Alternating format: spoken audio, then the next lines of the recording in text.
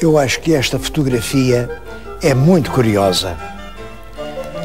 Representa, esta figura é o Ricardo Espírito Santo, que está a explicar ao Presidente da República Francesa, era o Presidente em 1955, portanto, Presidente Couty, está-lhe a explicar o sentido de uma peça de ourivesaria portuguesa, e está até com um ar malicioso a apontar, eu sei para o que é que ele está a apontar.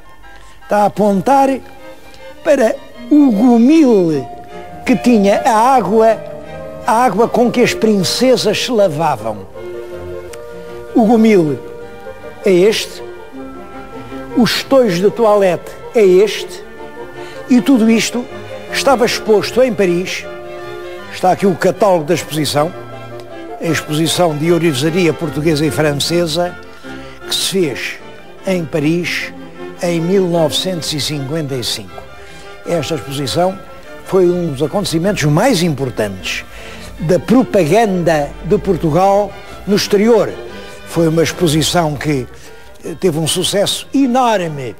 Lá em França não sabiam que os portugueses eram um país civilizado, não sabiam que tínhamos peças desde o século XII, como aqui estão, peças maravilhosas, e tudo isto, enfim, desde a exposição da Volta ao Mundo, ela percorreu numerosos países, tudo isto por iniciativa de um português que se chamava Ricardo Espírito Santo.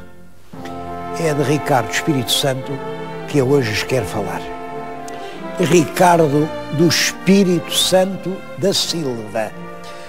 Eu penso que é uma das figuras mais emblemáticas da primeira metade do século XX em Portugal.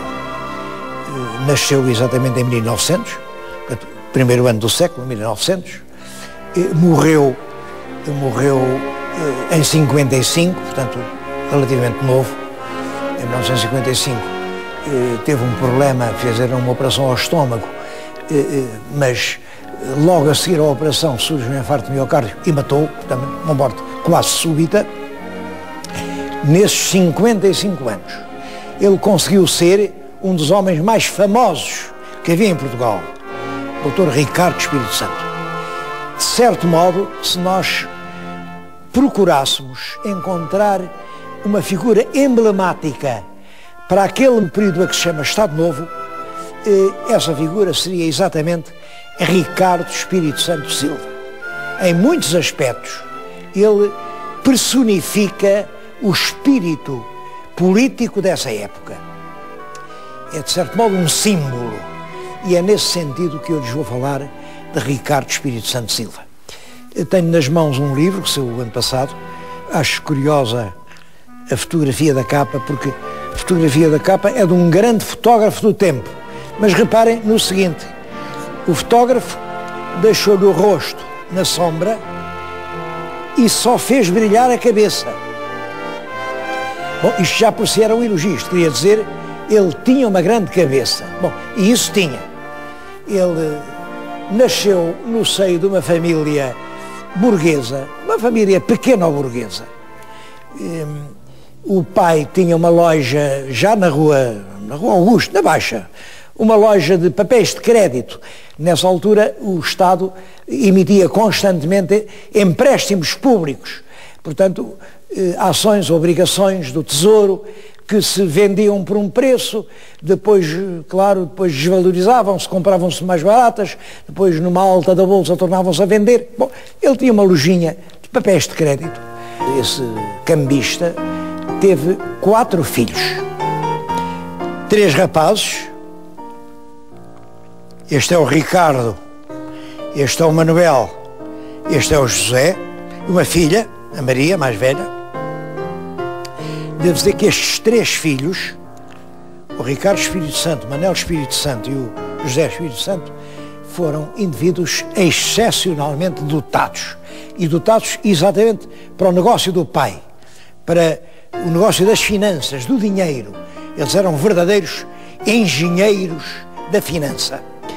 É claro que o que ficou mais célebre é este, e é este que eu estou a falar, este rapazinho que aqui tem 10 ou 12 anos e que ficou órfão. O pai morreu quando ele tinha 15 anos.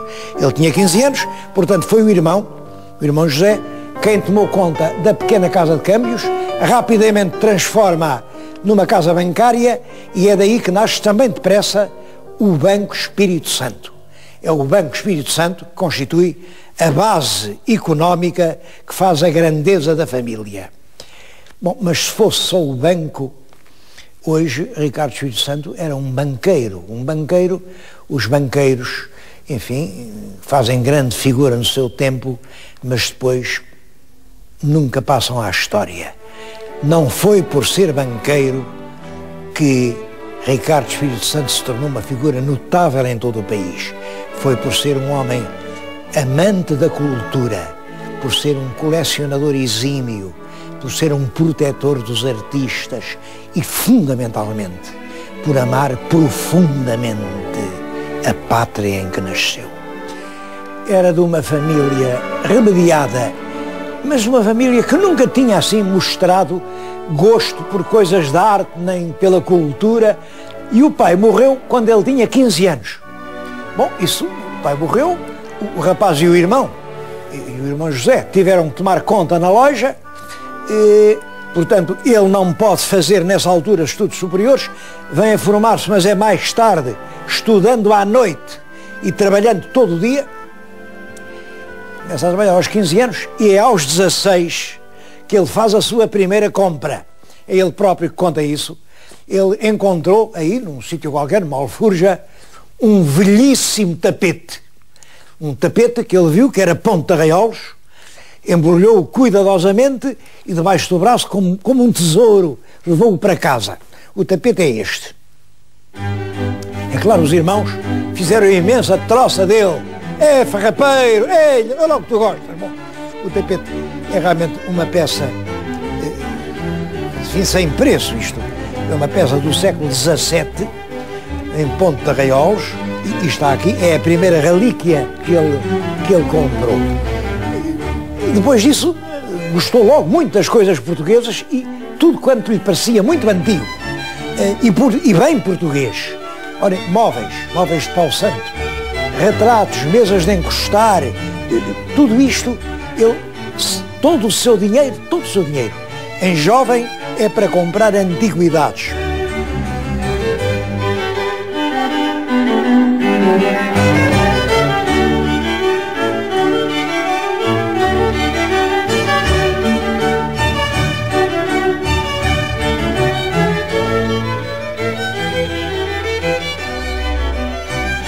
Também por essa altura, com 16 anos, foi até Torres Vedras.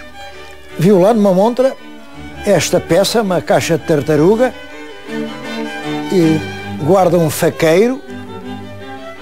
Ele viu e é a segunda coisa que ele comprou e guardou-a toda a vida aqui no seu museu. É a segunda peça que ele recolheu.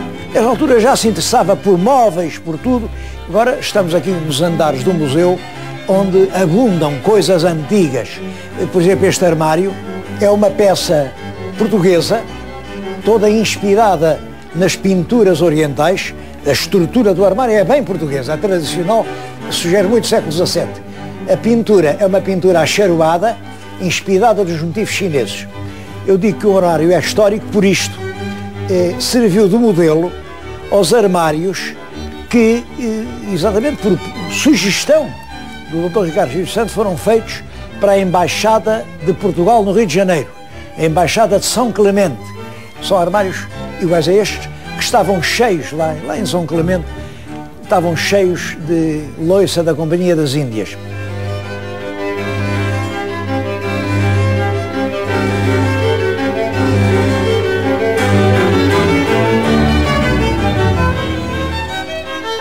Entretanto, a pequena casa bancária do pai vai crescendo com o trabalho dos filhos e em 1920 transforma-se num banco.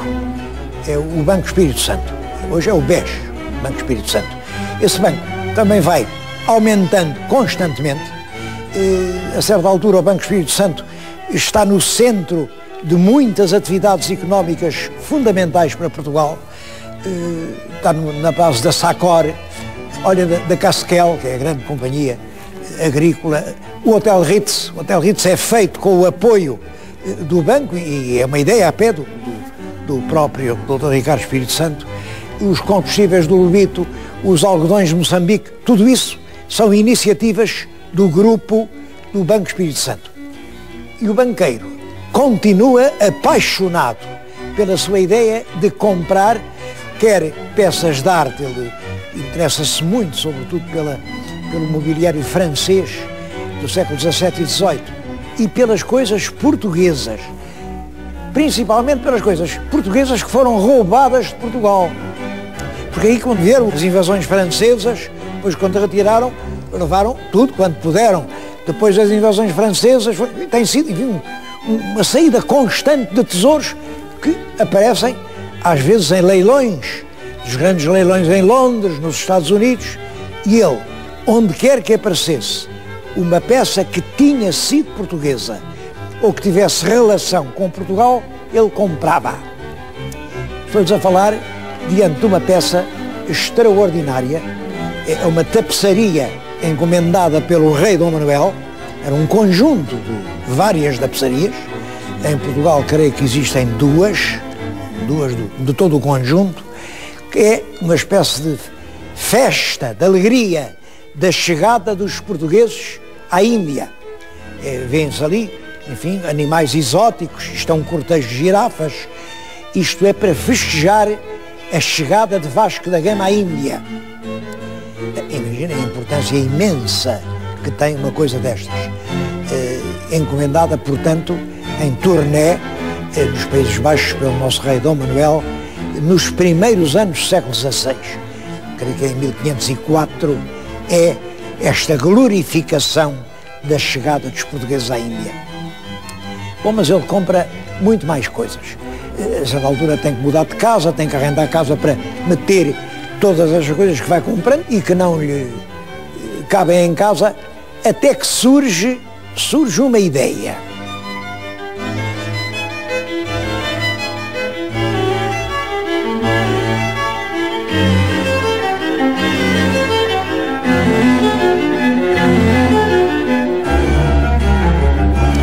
A ideia era esta: organizar um grande museu, um museu do talento português. Não um museu assim nem de escultura, nem de pintura, não. Era um museu da vida de todos os dias. O museu das mesas em que se come, das camas em que se dorme, dos tapetes que se pisam, das alfaias da casa. Um museu, mas como seria uma casa portuguesa, mas uma casa portuguesa fidalga. Uma casa portuguesa de Lisboa e dos séculos XVI, XVII, talvez XVIII, tudo isso. Ele juntar, comprar um edifício grande na Lisboa Antiga e depois, nesse edifício, ir pondo as peças que ele tinha comprado ao longo da vida inteira e mobilar, fazer uma casa de jantar, fazer um salão, fazer quartos de dormir, fazer um oratório, tudo como podia ter um fidalgo, um grande fidalgo, aí no século XVII, em Portugal. Bom, o projeto, pô-lo em prática, comprou o palácio. O palácio era aqui um velhíssimo edifício em Alfama, nas Portas do Sol. Nessa altura chamavam-lhe Palácio do Visconde de Azurara. Visconde de Azurara é daqueles viscondes feitos lá com dinheiro do Brasil, com uns viscondes que traficaram a gente não sabe bem como, e a quem o rei pagou com o título de visconde. Portanto, é um visconde sem importância nenhuma. Assim, comprou isto, pôs a pedra de armas lá de cima do portão, ficou muito contente, depois teve que vender, e quando o Ricardo Espírito Santo compra isto é praticamente uma ilha de gente miserável. Está degradado, está dividido em tabiques, aqui vive a pobreza. Ele comprou, realojou toda a gente, mandou restaurar o palácio na sua traça primitiva. O arquiteto que faz isto é um grande arquiteto, era nessa altura considerado o maior arquiteto português, é o Raul Lino. É ele quem dá ao palácio toda a sua antiga dignidade e muda para aqui tudo quanto durante a vida inteira era produto do seu trabalho ele tinha reunido e que fosse relativo a Portugal. as coisas francesas não vieram para aqui. Ficaram nas casas que ele tinha, mas tudo o que era português reuniu aqui. E é aqui, neste tesouro em que eu lhes estou a falar, que ele, em 1953, inaugura e abre a Fundação Ricardo Espírito Santo, doando sem qualquer contrapartida, oferecendo a Portugal todos, quer a casa, quer o seu recheio, tudo isto foi oferecido a Portugal quando Ricardo Espírito Santo tinha 53 anos. Nessa altura ele estava perto do fim da vida, mas não o sabia, não o podia adivinhar.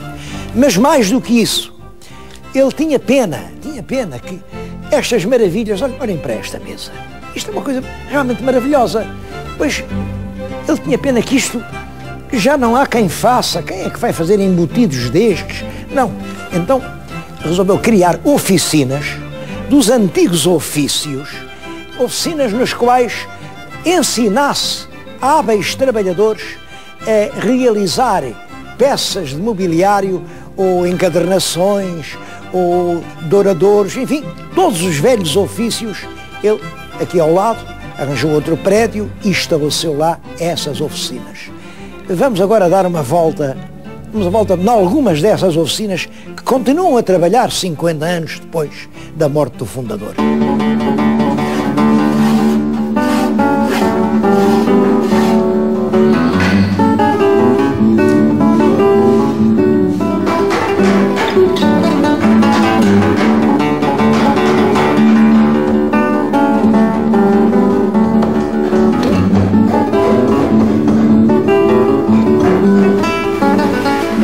Essas oficinas dos ofícios tradicionais portugueses, criadas há 50 anos, continuam hoje ativas.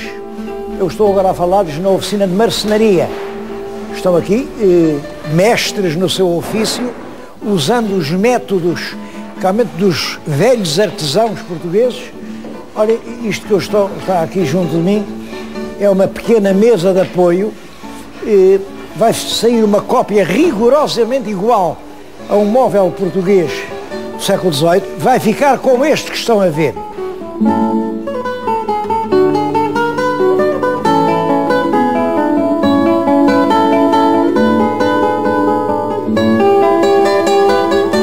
Esta é a oficina de embutidos. Fazem-se aqui verdadeiras maravilhas. Eu agora estou junto de um móvel francês com motivos chineses, uma peça, é uma réplica exata de uma peça do século XVIII. Este é o alçado, que depois vai ser fechado por uma porta embutida, também com temas chineses. E em Portugal, é claro que este é o único ponto do país em que ainda se pode ver uma coisa destas. E em poucos mais lugares do mundo se podem fazer coisas semelhantes.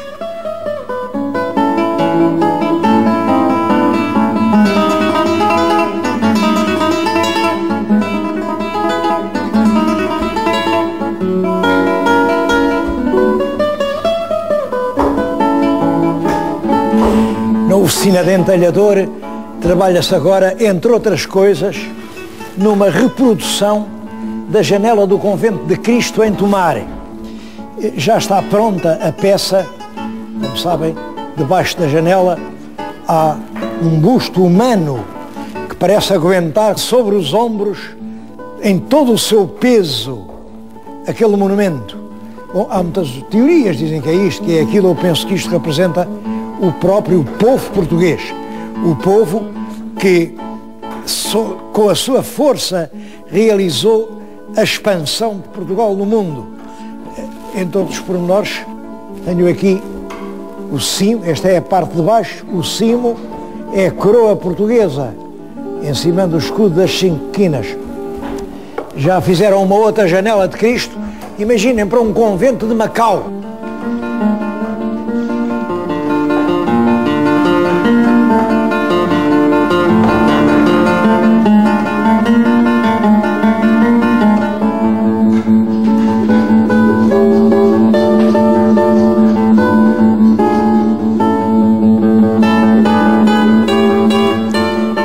máquina de encadernação fazem-se encadernações de arte, restauram-se velhas encadernações e formam-se encadernadores, mas sobretudo encadernadores particulares.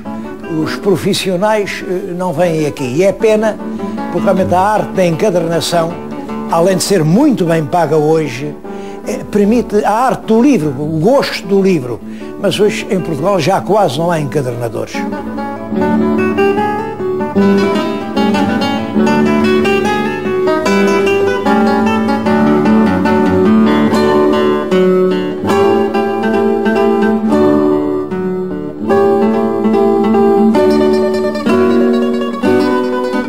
Essa restauração da arte dos antigos ofícios portugueses é só um aspecto muito limitado da obra de Ricardo Espírito Santo.